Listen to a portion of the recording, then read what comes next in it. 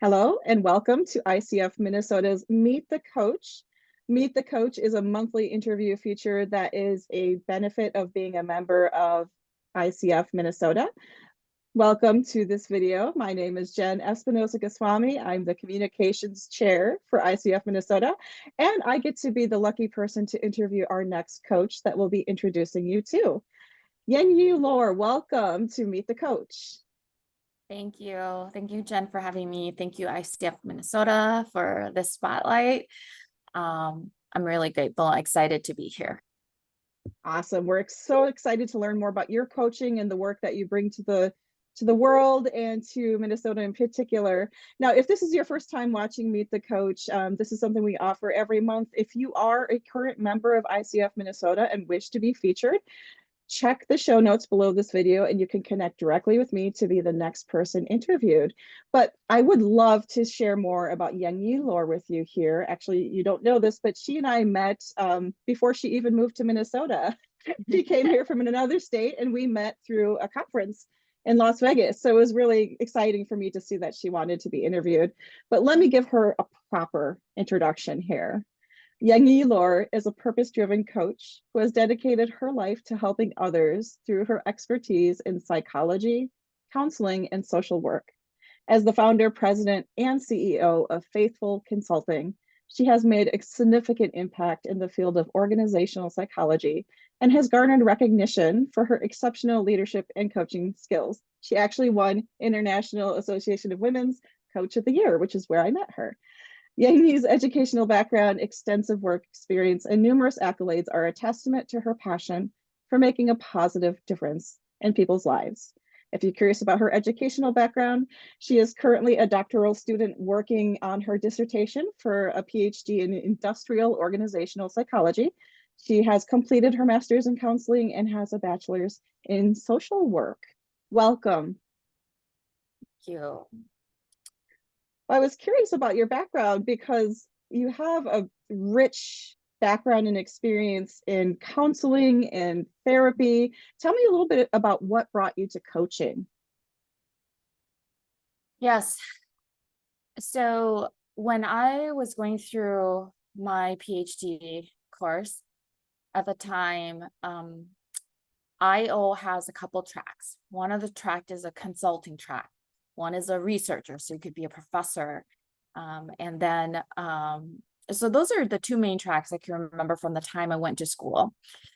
And I wanted to do consulting work. And I had just recently quit my job not too long before I found coaching.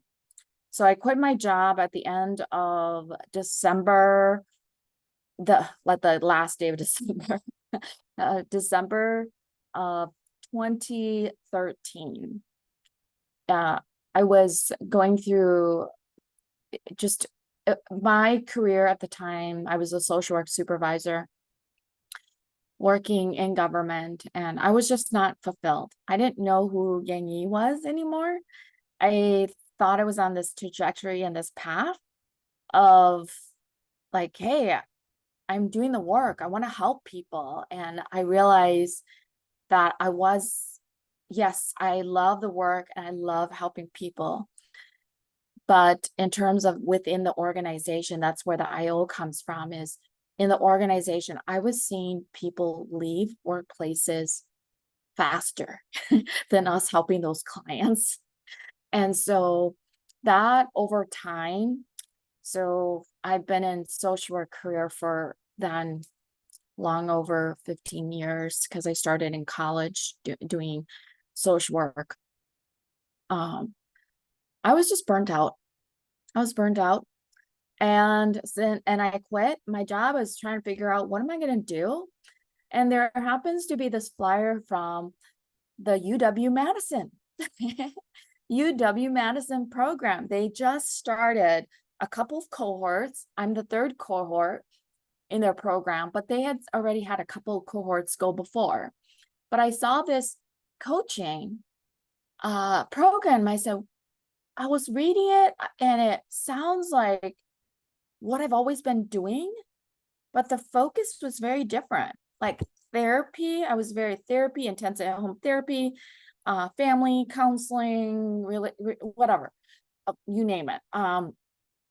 And to coaching, which sounded really similar, but so I could, but it was something like I could practice without like a license. It was a different audience. It was for people who wanted help. I didn't have to be court ordered to help people. And so that was really appealing to me, is the population was different that I would be serving. I would be serving people who wants coaching.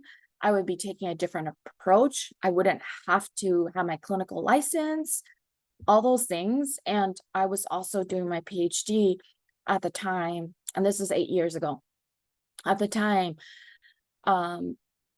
just in IO, and it was just in alignment with my IO, like coaching leaders and organizations too. So everything just seemed to fit. And so yes, I saw the flyer.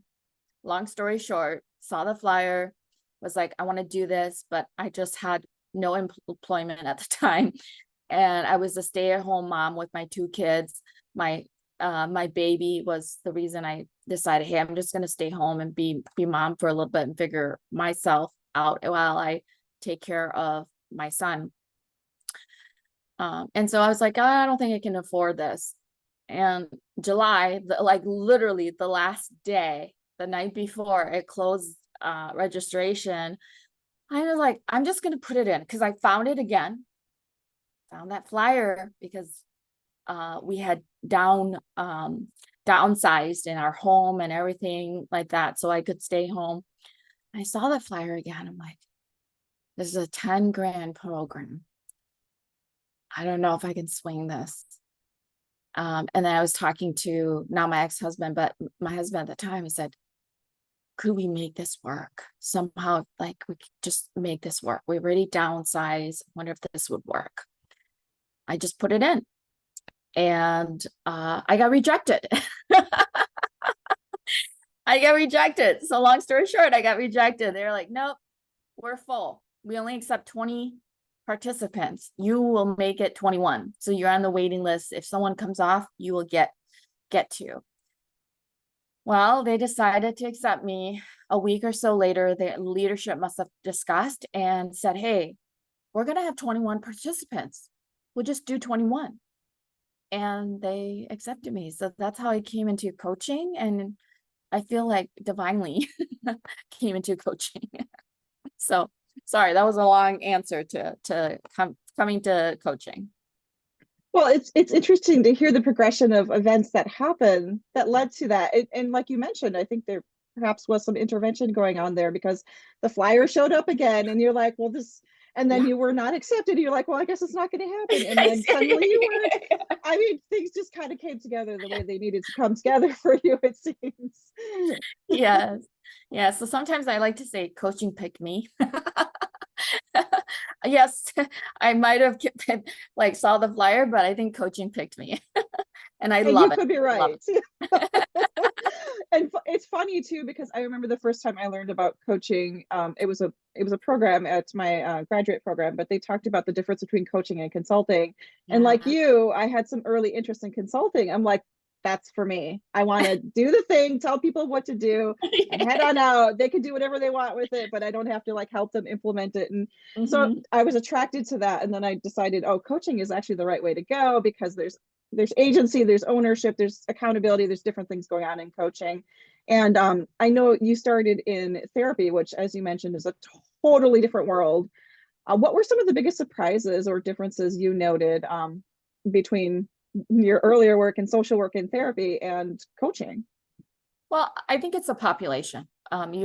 Coaching is very much comes from a very empowered stance. And I'll say, not because therapy isn't effective or isn't right for individuals. Oftentimes my clientele just happens to be people that are court ordered to take therapy, to do intensive in-home therapy, to do counseling. And so the population in which I was serving or doing counseling and therapy work was it involuntary versus, so that right away is a difference. And other people do therapy and folks decide, hey, I'm going to go to therapy and do this. So there's different kinds of therapy. I just happen to be in that area where folks don't want to be in therapy and they're court ordered to be in therapy. So I think so right away, the clientele was very different for me, as in my experience. And then I love the framework. I don't know, it's all different kind of coaching. So social work, you are coaching to get information. So you get the right information so you can help people with the right resources. Counseling, you're asking questions too. So they're all asking questions, but it's very structured in its own field. Counseling, you're asking questions to help the individual, go deep into that diagnosis. So whatever that diagnosis, that mental health, that component, and sometimes we're staying there. Sometimes we're staying in the trauma for a long time. And so you're working within the trauma, you might do something similar to coaching where you're trying to get them out of that, but you're sometimes staying there longer. You're exploring those areas a little bit longer. And with the counseling, the biggest difference is there's a mental health diagnosis. You have to diagnose them with a mental health diagnosis, whatever that would be. Coaching is not that way. You don't have to have a mental health diagnosis. You can come and have a really tough life situation, maybe feel a little depressed, right? Or lost or confused or going through some hardship, but you're coming from an empowered stance to say, hey, I want to work on this. I want to work on some of the challenges I have. So it's a different way of questioning that the science is behind each field. It's different way of questioning for different purposes. You're working on different purposes and intent for each of those fields. I love that you demonstrated the difference, because we do have a lot of folks that I've interviewed previously who either come from a counseling background or a ministry background. I just interviewed someone in that background.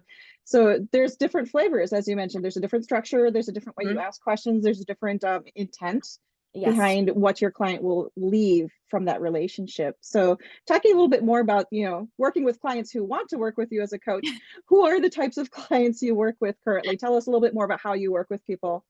Yes. So I work with a lot of leaders, from emerging middle to executive C-suite leaders. I work with leaders, and my focus is leadership. Oftentimes too, that includes like folks in transition, whether it's transition in jobs or careers, or sometimes these leaders have been laid off. And it's a sad situation, but they're in transition. They've been outplaced. And so I have to help them get into their next career. So my field and my niche is very specific to leaders or individuals that are looking to grow, to be developed by their company, or looking to grow personally for themselves in their leadership. I work for a lot of AAPI as well as diverse organizations. You'll maybe hear more depending on where we go with some of our questions, but I work with a lot of organizations that will hire me to work with that population, because coaching is not very well yet embedded within the diverse communities, where there's I shouldn't say appreciation. That's not the word I want to use. But there's just not enough of that for leaders of color yet. And so I coach a lot of the leaders of color as well. Interesting. And you mentioned AAPI. What is that an acronym for? Yeah, Asian American Pacific Islander. I see. I thought that's what it was. I just wanted to confirm with you before misspeaking. But yeah, I agree with you. I'm a person of color. I'm not Asian American, but I'm Hispanic. And so I'm also noticing that in leadership, the opportunities are a little bit different and the needs are a little bit different as well. So I love that those are the people that you tend to work with. Is there, I'm assuming you work with leaders from all different backgrounds, all different flavors of industry and things like that. what would you say is a common struggle that your folks are looking to work around in your coaching with them? It's quite interesting, but confidence is something that's popping in my head right now that I see across the board in imposter syndrome. Whether it's working with women in general, coaching and executive, they're a diverse population, right? They're very small. When they're in that senior C-suite level, they also get coaching. And it's incredible to just see some of the imposter syndrome that the individuals feel. And it's really internal. The other, maybe not to anyone's surprise, work-life balance. Time management is a big part of what I coach around is self-care and how do you manage everything. These leaders are very smart, very competent, have a lot of responsibilities. And so where do they find that balance, and how do they create that balance in their life that makes them feel good and not feel like they're robbing, you know? I remember I coached one leader, and that leader said, I can't believe this. I'm like speaking to you as if I need permission to spend time with my family. Whoa, wait a minute. You know, I asked her a question, and you just had this epiphany like, whoa, I actually have to get my own permission to do stuff with my family. Well, like after all my work. And that was like, you know, so I mean, that's the power of coaching, but that's also what leaders deal with oftentimes as they are over extended themselves.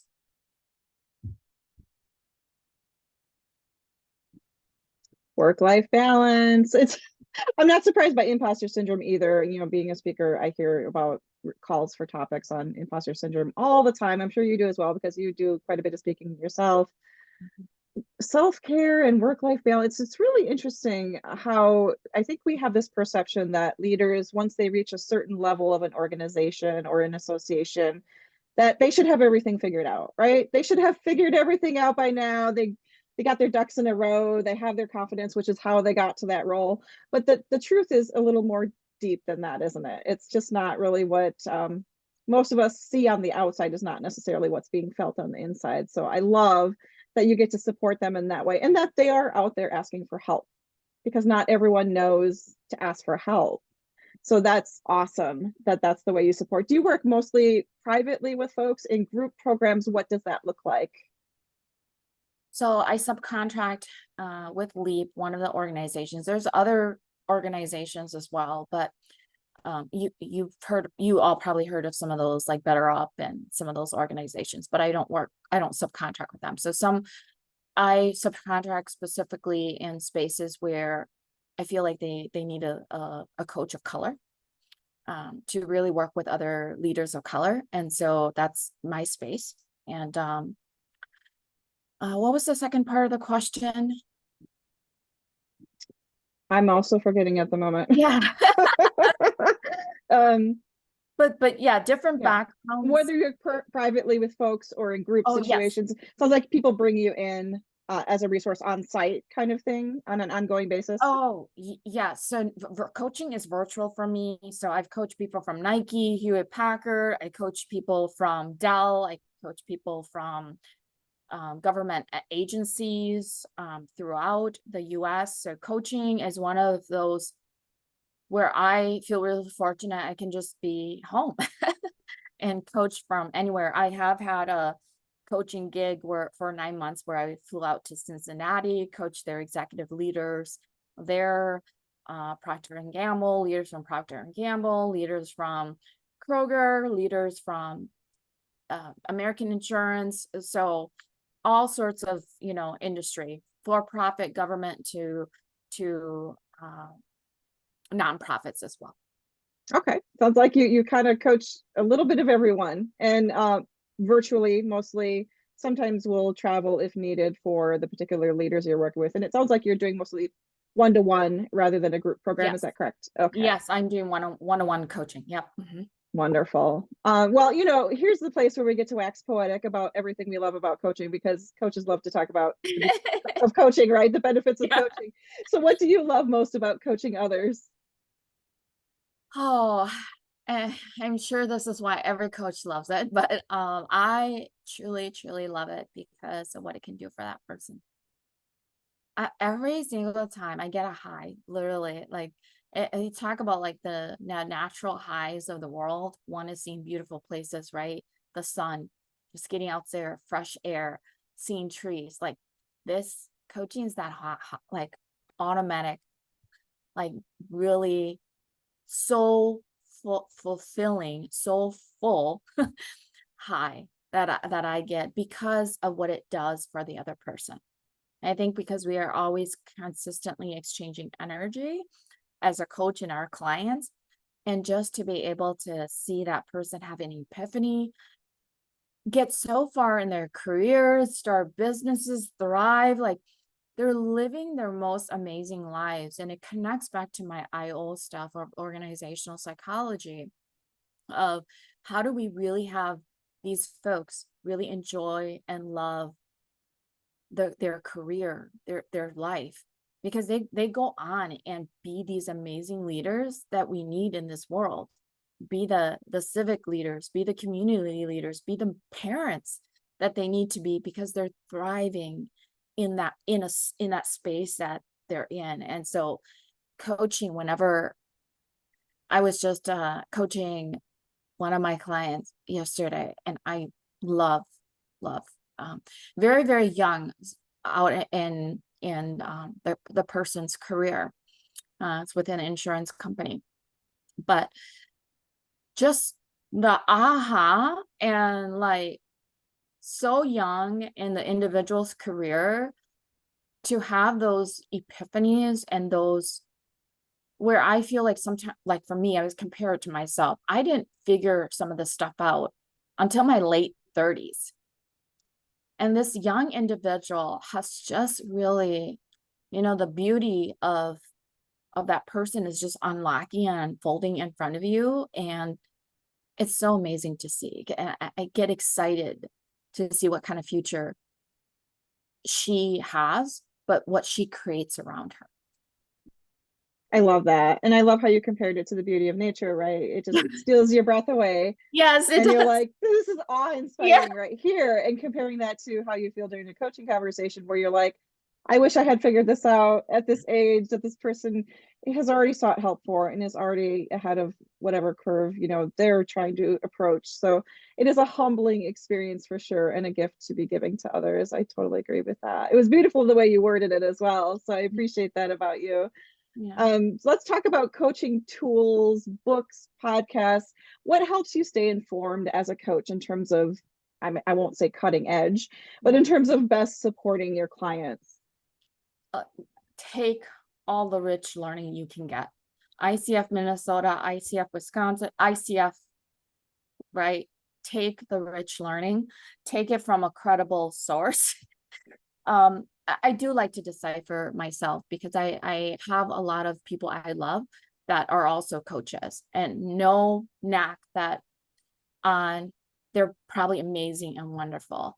But one thing that I like to pride myself in is that I am utilizing a science of coaching, and it's been studied to be effective. And so I think I pride myself in that, just because, well, clearly I have all this education too, all these certification, and I really take pride in making sure that I'm learning the best tools, because when we help people, they're so vulnerable. We need to be able to help them effectively. And so being on that cutting edge, as a consultant, as a coach, we should be in that space, because we're working with people. We're working with people's minds, their thoughts, and we're not like putting things in, but we're helping them unlock all that stuff. And so it's really important that we do stay up to date. So I love to take trainings in that space. My PhD program has specifically a coaching track now. So, as I go back to finish my dissertation, I see that they have a specific coaching track, and it makes me happy and warm inside to see that. But I'm always learning. I'm always taking courses, refreshing, and I think that's what I love about ICF Minnesota. So not only Minnesota, but ICF in general, is that we do have to get recertified. We do have to have that continuing education. There is some integrity behind the field. I agree. And you're right. We're dealing with humans. So we grow as humans through our relationship and our coaching containers, but we also grow through our own personal development and keeping our skills fresh and keeping our knowledge fresh. So I love that you returned to your PhD. You know, it's been a while since you were pursuing that, and you're like, okay, I'm not done with this. I'm going back to this. And so keeping up on those programs. And we've heard from our members that ICF Minnesota programming is just top notch. And we've been hearing some really good comments. So it's good to hear that you also feel the same way in terms of our programming and some of the other programs through ICF Global and our partner organizations. It means a lot to us to be able to help our coaches be better coaches so that our clients can become better people.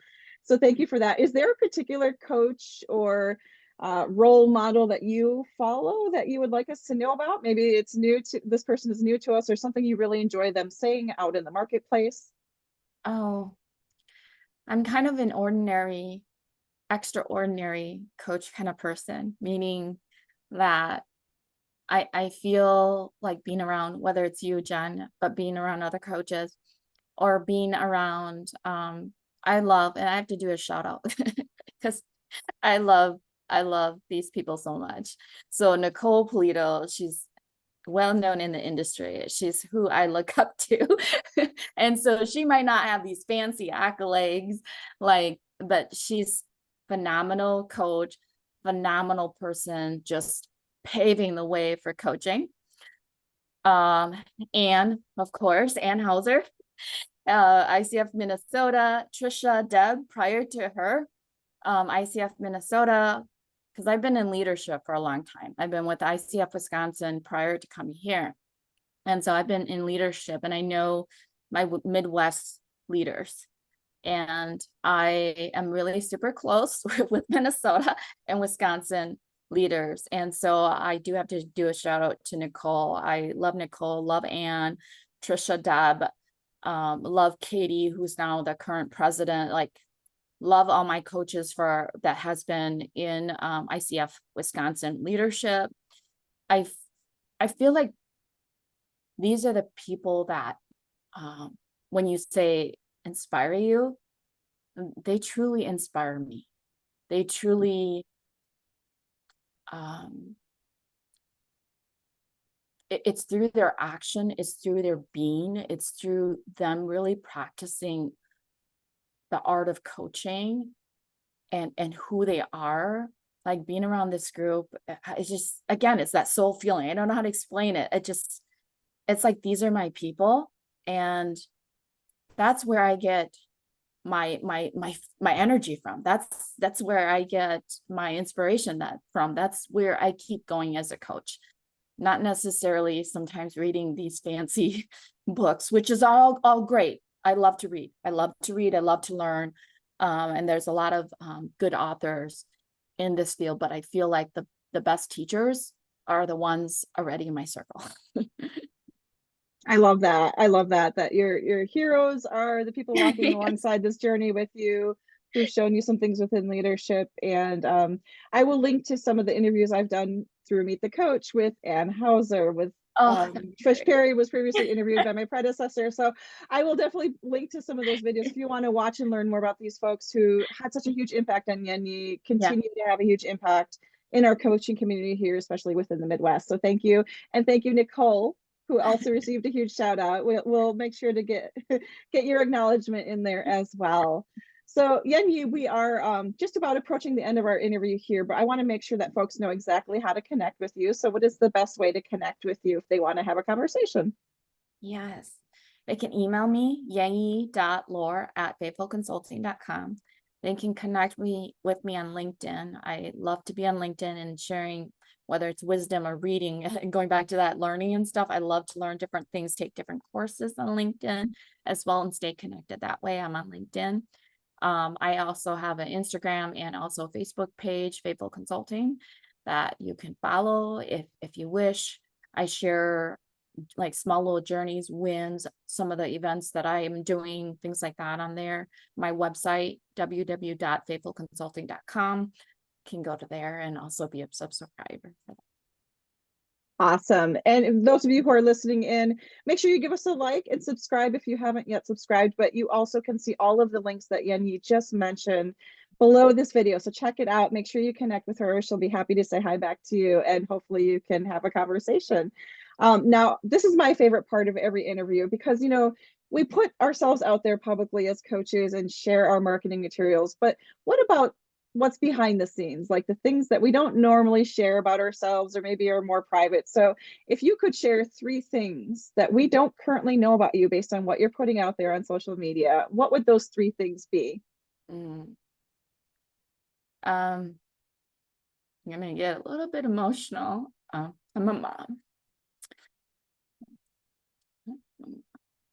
I feel like that's the first thing. I am. I love my 2 kids. I'm a single mom of 2 kids, and I love them so much.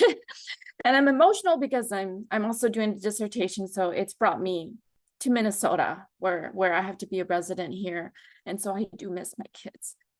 They're with their dad and stepmom back in Wisconsin, so that's where the emotion is coming from. But first and foremost, I'm a mom, and whatever I do, I always think about them. Let's see. Secondly, I love to just spread goodness. My logo, my tagline is do good, be the good, uncover more good. That's it. That's what I do as an organization. That's what I do as a human being. That's it. That's the life, the legacy I want to leave. Do good, be the good, uncover more good. How can I just continuously do that? Go out there, pave the way for other people, and really help people thrive, grow, and find their areas of genius. Scale above me is what I would say. Even when I was a supervisor, I was like, how do I get you above me? How do you, you know, like, how do I get you to where you, whatever aspirations you want to be? So, so 2 is I love to just share. I'm a very positive person, so like share a lot of positive stuff.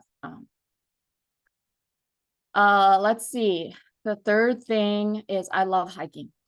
I love traveling. I love hiking. That's these are probably facts and things that people really know about me, but maybe ICF Minnesota doesn't quite know about me. But I love to travel. I love hiking. I love that I am about 15-20 minutes away from the MSP airport, and that I can hop on a flight, go Colorado, go to Utah, wherever, and do my hikes. And so I really love those 3 things.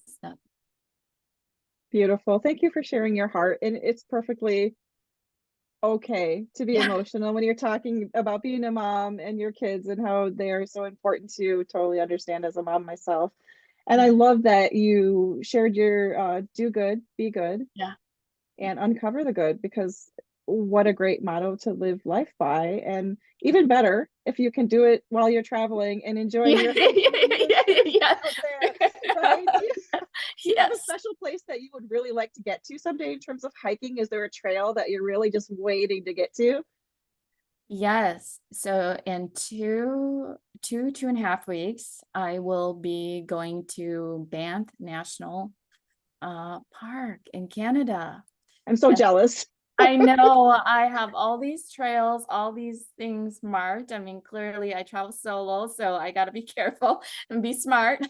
But, you know, really it's been planned out, thought out. I'm going to do some tours, but I will be there. That was like what I really wanted to do this year, and I'm very grateful I'm able to do that.